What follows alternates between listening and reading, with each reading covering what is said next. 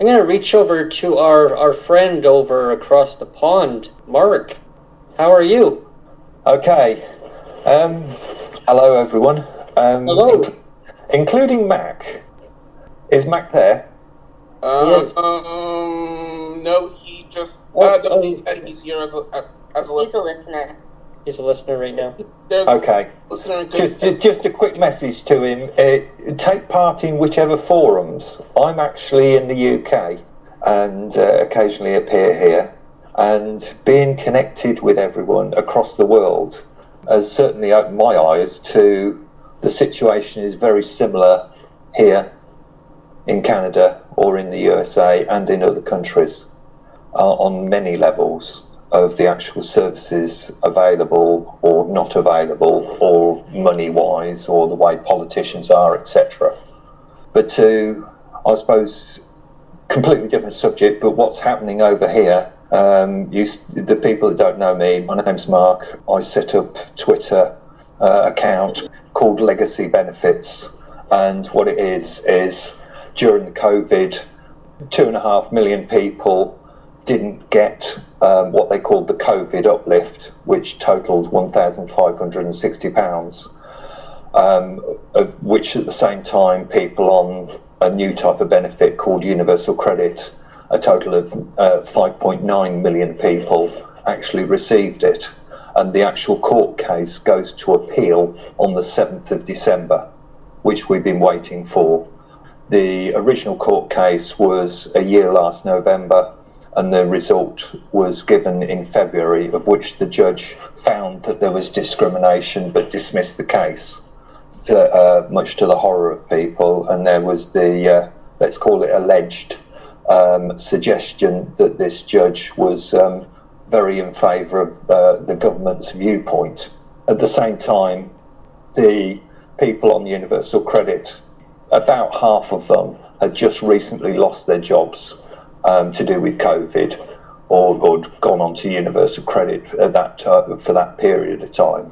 And the idea of this COVID uplift, as they called it, was to actually cushion the blow of them losing their jobs. But it was also given to the other half. So you've got this whole complication of, why was it only given to half, and this, that, and the other, the other half as well. But then the people on what are called legacy benefits, which are majority disabled, were left out.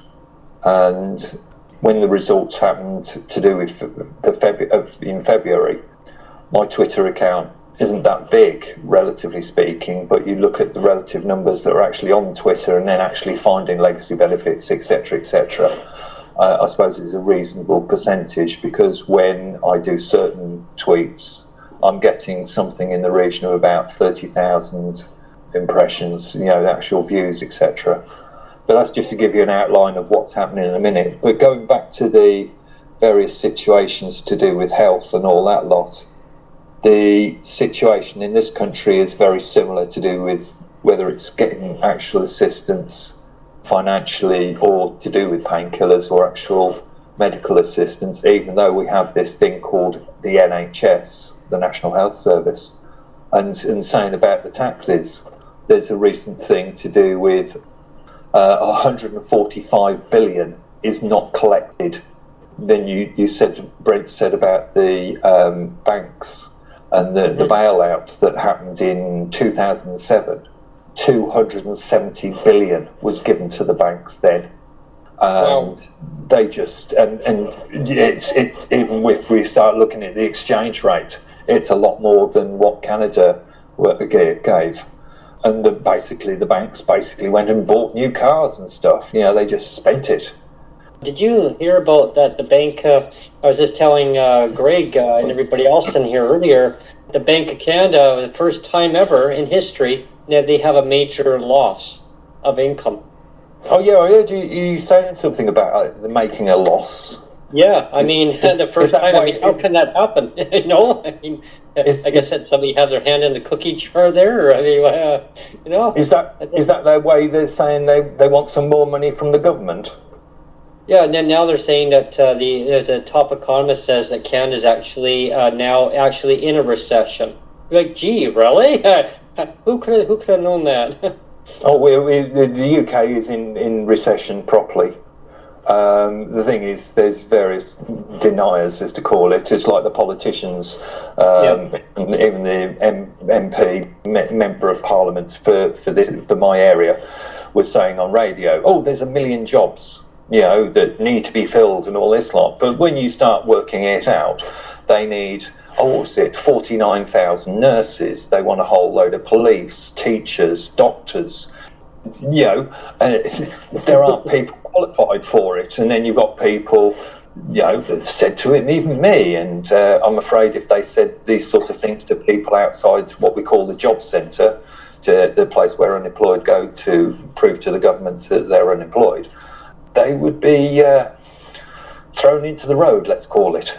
They seem to assume that I should go and get a part-time job at a hotel somewhere and that will pay the bills. It won't, especially, and that's before the prices of everything went up, because food prices, it's just you go into the supermarket and buy what you can if it's on the shelf. It's not that bad as during COVID, but some of the supermarkets, it's just anything, it's just grab it, before it disappears, and two, before the price goes up. It's just crazy. It's across the world, and I don't know what the actual solution is. I've seen the tweets about the basic income. I can't see this government or any of the actual parties actually agreeing to the basic income, even though it's been trialled in Wales. The only real solution is, it's like jobs or whatever else, is for people to realise this is going to affect them. And the thing is, in this country, it is now affecting the middle to medium classes. Yep. It's like with people are starting, they haven't really woken up to it. I said in council, I'm not a radical person, but I raised questions in council to do with care and stuff like that. This is 10 years ago. And the first time I spoke in council, and the thing is, healthcare and various stuff, this is a local thing. It's not to do with the NHS, but it's to do with care of elderly children, what they call looked after children that don't have any parents. So the council becomes, or the actual elected councillors, and the elderly, etc. And I said, who's going to wipe your bottom when you're old? And please, anyone, use that line, because, this is the fact of the matter. You're only one step away from disability, illness, or death, and people just don't accept it. They'll just say to a disabled person, I'm thinking of one guy that I saw in a supermarket selling, I think it was windows or something, double glazed windows or something, and he says, "Oh, I've never been unemployed, never this, never that, and all that lot." And it was only a couple of months ago. I was in the welfare rights place, getting some information and stuff, and there he was. He was getting ready to claim benefit. You've got this whole attitude problem.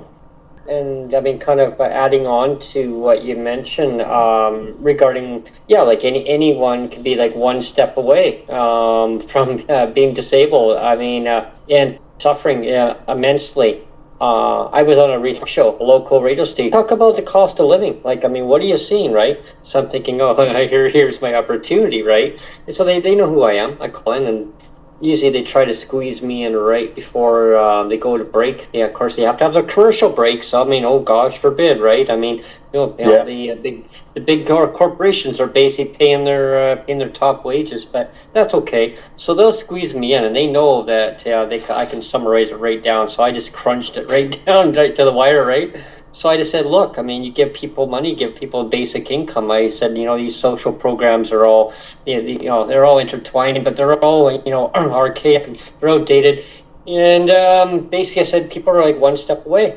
I said, you can be born with a disability. I mean, you can get to an accident. I mean, an illness. I mean, you name it. Any time of their life. I mean, God forbid when they come older. I mean, what do you do?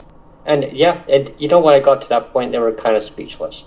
They didn't know what to tell. They didn't know what to say.